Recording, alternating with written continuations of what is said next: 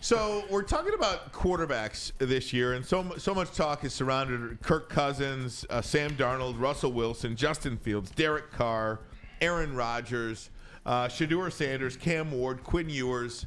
Nobody's been talking about Matthew Stafford. Albert Breer, NFL reporter on the Dan Patrick Show just the other day, said he does not understand why no one is talking about the fact that Matthew Stafford could be available this offseason.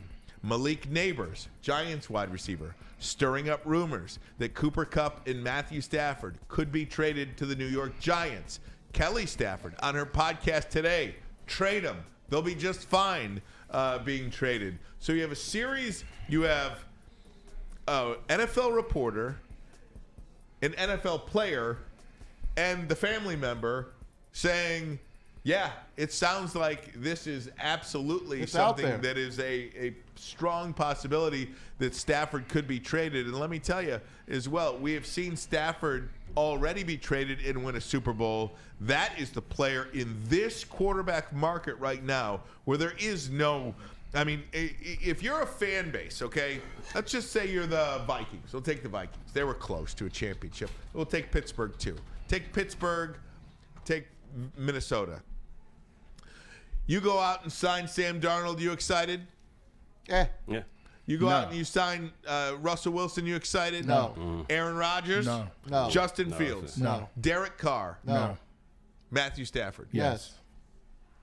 That's what I'm talking about. This could be the biggest He's story. a Hall of Fame quarterback. Matthew Stafford's availability and the fact that he potentially could be traded is the biggest story this NFL offseason, full stop. Absolutely. And if he goes to the Vikings, I think that is a strong possibility. Indoors, in a dome, Pittsburgh, I don't know about an outdoor stadium for Matthew Stafford. I don't know. You don't care. I understand that. But Pittsburgh, sure, okay, I hear you. Minnesota is the team that I would be deathly worried about Matthew Stafford. You know where they are right now? The families of Matthew Stafford and Cabo? They're in Cabo. I knew it. Yep. Matthew Stafford and who? Cooper Kupp? Cooper Kupps. I knew it was Cabo. That's where it all started. Yeah, 100%. Where it all started 4 years ago. Now, is the trade that's going to happen or wherever it's going to move, is it going to be those two together? Because if it's those two together, like that. It sure seems like they want to be together.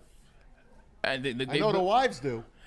You know what it is 100%. They built a rapport, like outside the wives, because you're right, it's the wives, but it's every quarterback that goes somewhere, Mavs, they want a wide receiver. Yeah. Look what Aaron Rodgers, when he went to New York, first thing he did, look, I need to get what's his name? Javonte Davis. Let me get Lazard. Let me bring in Randall Cobb. Let me bring in Devontae Adams. Like, that's what you see. Let me have some sense of normalcy. You're not just talking about some sense of normalcy. You're talking about somebody that knows your offense.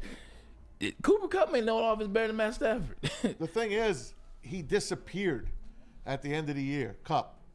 So there's and Stafford was his quarterback. So is it Sean McVay calling plays away from Kupp, or is it Kupp losing 2 steps and not getting open? I think it's the rise of Puka Nacua and your running back. Yep, Kyron Williams. Kyron Williams gets a lot of passes out of the backfield, a lot of things. So I think it's the rise of that. And I think it's, look, we appreciate you. We'll use you on third down because they still go to Cooper on third down because he's not dropping anything. But you got more explosive players in Puka Nacua and Kyler Williams. You know what I just thought of? If he goes to the Vikings, Daniel Jones goes to the Rams. He works with the Rams. He would work. He'd work with the Vikings. I'm telling you, that guy. I don't know. I'm going to defend him. I'm going to defend him. But I believe he's got enough talent with the right people to do well. Could he be like a Sam Darnold type player? Is that what you're saying? Better. Better than Sam Darnold? Yes. Listen, Mavs. I know you love him because he got drafted to your Giants, and he's a Giants guy. There's no way in hell Daniel Jones can do better than what Sam Darnold did. He's not that type of quarterback. The quarterbacks that work in the Rams or work for the Minnesota Vikings, they're processing quarterbacks. They're quarterbacks that, boom, 1, 2, 3, the ball's out. Like, that's how they play. That's how they have success. Because of his legs and his mobility a little bit, he's not that type of quarterback. He's got great mobility. Yeah, but they don't need a mobile quarterback. Like, in that system, like Sam Darnold, not mobile. Matt Stafford, not mobile. Insert Goff. Not mobile. but it's a fast processing system. Daniel Jones isn't that. We know he went to Duke, but on the football field, he doesn't look like he went to Duke. Doesn't all this highlight to you, though, all this conversation, the fact this isn't the AFC Central Division. Right. Not the Central, but the North. This isn't the AFC North where you're talking about the Titans and the Colts and the Jaguars. South. This is the best division potentially in football. Yeah. With the Vikings and the Packers and the Lions and the Bears. We're talking about potentially Matthew Stafford getting traded to the Minnesota Vikings, which even more highlights to me the need that Brad Holmes has to F them picks and go all in on Myles Garrett. 100%. Yeah. Would there be any possibility of the Vikings trading JJ? Yes. No. So, yes, are you telling me Skydog reminded me of this? Skydog, shout out. There's no way they'd go Stafford and Cup for freaking JJ McCarthy. There's no way the Vikings would do that. They got a quarterback that they like, that they drafted with number 10 of the league, and he's cheap. They got to pay Stafford. How much did you say? 150? $150 million over 3 years. That's what's expected. $50 million a year, which is a bargain. I hear you. Hear me out on this one. Right now, the Minnesota Vikings have a team that is constructed to win a Super Bowl if they got the guy at the helm. Facts. To your point, J.J. McCarthy, you just drafted him number 10. This is a guy that can maybe be your franchise quarterback for 10 years or so. The Super Bowl is much more important. And as of right now, you got your coordinator. Like, how long is Brian Flores going to be there? Maybe he gets another shot at a head coaching job. You got your defensive coordinator. You got your offensive coordinator as the head coach. And you have a team in place. All you need is a guy that's been there before. Oh, wait, here's Matthew Stafford. If I'm them, I would sacrifice J.J. McCarthy in the future. And I love you, J.J. I'm sorry I'm saying this, but I would sacrifice that for a chance to you're guaranteeing yourself a seat at the table. Like, if you get Matthew Stafford. He's beat up, man. He's beat up. Who? Matthew. It's about getting the ball out in 2.5 seconds. You got an offensive line, you got a running back and a running game that'll keep you honest, and then you got two of the best wide receivers in the league. Like, if you're going to say you believed in Aaron Rodgers last year and the year before that and the year before that, you can believe in Matt for two. Oh, I do. Yeah. I do. I just think people ask him, are you going to retire? And the way he played that last playoff game, no way in hell he's retiring. He's got the goods. They could have won that game. Two fumbles by You're not Kyron kidding. Williams They could have easily. They could be in the Super Bowl right now. Think about that. They had the Eagles on the ropes. Mm-hmm. I don't like to play the if game. If it does not snow that game, the Rams, they win by 5. Right. If it does not snow that game, Rams win by 5. Correct. Because they threw an interception, 2 turnovers, still had a chance to win it inside 2 minutes. Man. In Philly, in the snow. It's fun that we're still talking about -2 degrees. Matthew Stafford after all these years. Well, because, again, after all these years, he's a top 5 quarterback in the NFL. I swear to God, I think who had a rise. Like, if you think about Matthew Stafford right now, did you ever at any point when he was a member of the Detroit Lions think of him as a top 5 quarterback in the league? No. Never. But again, tell me who you would take for one season more than Matthew Stafford. That list is less than one handful. Yes. That's because they don't teach the quarterback position at college level. And again, I question whether or not I would take Jaden Daniels over Matthew Stafford. No, I would not for one season. Because that's really, or let's just call it 2 seasons. For the next 2 seasons, Matthew Stafford, I'm only taking Mahomes, Jackson, and Allen, and Burrow. Stafford would throw for 5,000 yards with Minnesota. I'm taking Jaden 5,000 yards. Listen, I understand Jaden Daniels. And that's fine. You can take Jaden. I didn't even get to finish my thought. Go ahead. I take Jaden at that. Why would you take him though? Like, because I saw the poise in the team that really wasn't that good this year. Like, I saw a different level of poise. Yes, C.J. Stroud had a really good year last year, and then you saw some secondary sophomore year slump, woes, injuries, whatever. But I didn't see what Jaden Daniels was. He knows when to run, when not to run. He picks his spots. No moment is too big for him. He is a player. He fits those passes into some tight windows and some tight spots. Man, he and Cliff Kingsbury have created magic. You put that Jaden Daniels on that team, talking about the Minnesota Vikings, based off what we saw this season in the playoffs. Okay, I'll give you five. Who are you taking after that?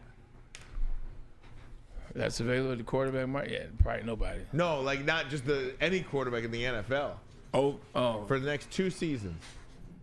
In the Minnesota situation? No, just anybody. Like I'm just saying in the NFL, like ranking quarterbacks in the NFL. Like okay, I like what you're doing. You know what I mean? Like I'm not taking Goff over him. I'm not taking Herbert over him. I'm not taking Tua over him. I'm not taking. You want me to get the chat mad? Yeah. Over Daniels? Yeah. You ready? Sure. Would the Rams and Lions pick up the phone again? Oh, God. Would the Rams and Lions pick up the phone again? Oh, God. No, because I think and I'll tell you why. I know the Rams don't want Goff, but maybe they want something else. Hooker? I mean, I don't know. I'm just having fun. Bridgewater. Guys. I'm just having fun. Oh, God. Would you, listen. I coach Bridge. Do you want Goff or do you want Stafford for the next 2 years? That's all I'm saying. That's easy. To me, that's a no-brainer. Stafford. Yes. Right? I mean, it's all day. And there's no disrespect to Goff. I still think you can win a Super Bowl with Goff. But if you're giving me Matthew Stafford, I mean, that's a top 5. Can you imagine if Neil was in here right now? Top 5, top 6 quarterback. Can you imagine if Neil Rule was in this room God. right now? Why? What would he say? He would defend Goff to the utmost hill. But anytime you pick, this is the problem with these arguments. Yeah. Anytime you pick somebody, it's got to be like you knock somebody down. Yeah. It doesn't have to be like that. It's not even that. At the end of the day, like, just look at it this way. Pick a bad team right now. Who's a bad team? New Orleans? The Giants. Saints?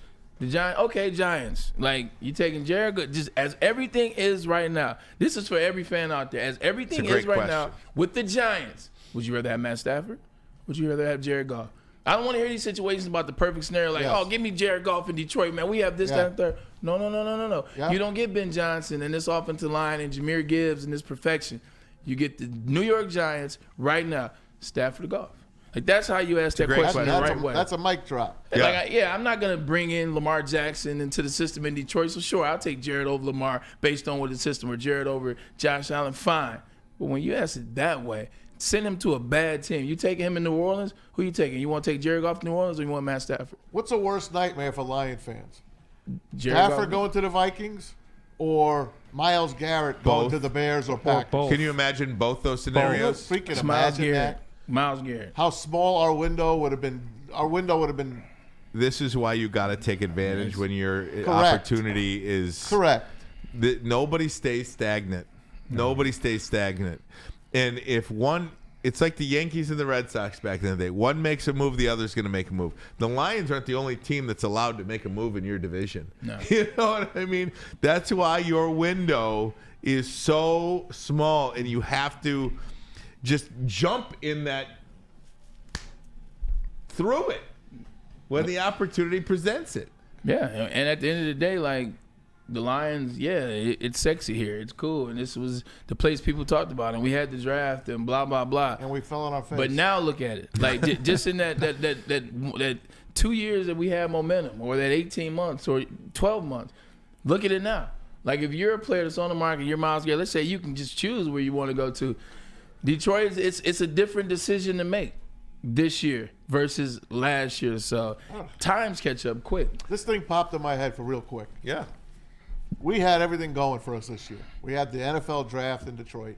We had our greatest regular season in Lions history. And we lost in a game in a year that it should have been our year. Coming off an NFC championship loss at San Francisco. So close. I'll take you back to 2001 in the Yankees. How they had everything going for them. And the tragedy in New York City. And how that should have been theirs as well. And they lost in 7 games, bottom of the 9th inning, to Arizona. And it took them 8 more years to get back to the big dance and win it finally. And they haven't won since. How much longer is this drought going to last? this team is only going to be together for so long. These guys are only going to be at the perfect age for so long. And you're losing coaches. You're going to lose some players that are going to follow these coaches. You're going to lose some guys that you're like, oh, man, I didn't want to lose. I didn't want to lose him. I didn't want to lose Barnes. I didn't want to lose this. It's going to happen. You've got to strike while the iron is hot. And it's red hot right now. And you heard him 2 years ago, a year ago. I don't know if we'll ever get back to this game again. It's tough, man. What the Chiefs are doing is a miracle. And I think, too, it's kind of like, you bring up the Chiefs. The Chiefs' magic didn't necessarily start with Mahomes. Like, Andy Reid built that. And you look at 2015, they won 11 games, they lost in the division. They won 12 games the next year, Maz. They won 12 games the next year. You know who the quarterback was? It was Alex Smith. Yeah. It was Alex Smith. It was a stop-back quarterback. Reborn. They got their system. They got it on track. Then he leaves. They bring in Mahomes. Mahomes lost in the Western Conference. Then he lost in the Super Bowl. And then eventually he wins. But to your point, like, it takes time. It takes losing. It takes figuring things out, readjusting. We don't have Mahomes. Only one team's got him. They didn't have Mahomes in the beginning either. Like, the first 3 years, it was Alex Smith. I shouldn't even bring up the Chiefs because they have a unicorn. All right? There's only one unicorn. We don't have a unicorn. We got an average Joe.